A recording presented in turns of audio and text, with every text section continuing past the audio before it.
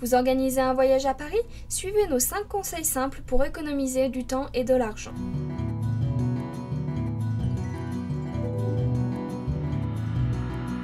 Le premier conseil est d'apprendre quelques expressions de français. Alors que presque tout le monde parle anglais aux attractions principales, commencer une conversation avec un simple bonjour peut vous permettre d'être mieux toléré par les Parisiens. Personne ne s'attend à ce que vous parlez le français couramment, mais l'effort fera la différence lorsque vous demandez votre chemin.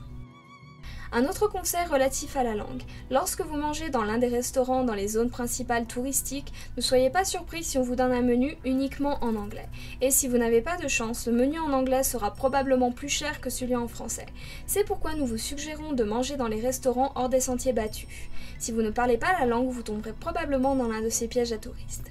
Nous vous recommandons de consulter notre vidéo spéciale pour manger à Paris. Le prochain conseil est de choisir un hôtel qui est situé à côté des attractions que vous voulez voir absolument pendant votre séjour.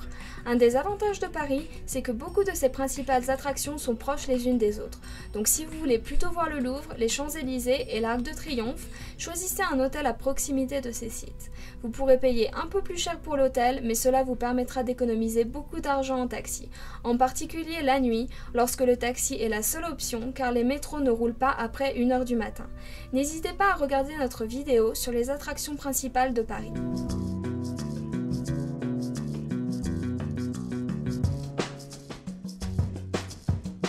Certaines personnes ne seront peut-être pas d'accord avec ce conseil, mais pour ceux qui ont un temps limité à Paris, nous vous suggérons de ne pas aller à Versailles. Bien qu'il soit l'un des châteaux les plus somptueux de France, il est également à 30 minutes en train en dehors de la ville et prendra une journée entière à visiter. Pour ceux qui ont le temps et qui veulent visiter Versailles, nous vous recommandons fortement de planifier votre journée à l'avance. Visitez notre site internet pour en apprendre davantage sur la planification de votre journée à Versailles.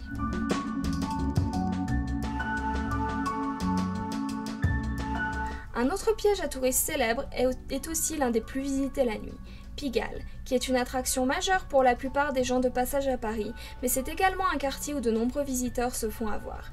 Sachez pourquoi on vous fait payer et n'entrez pas dans un cabaret ou d'autres spectacles burlesques dans le quartier.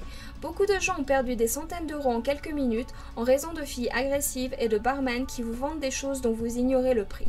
Pourquoi ne pas consulter notre site internet pour plus de conseils sur les nuits à Paris ?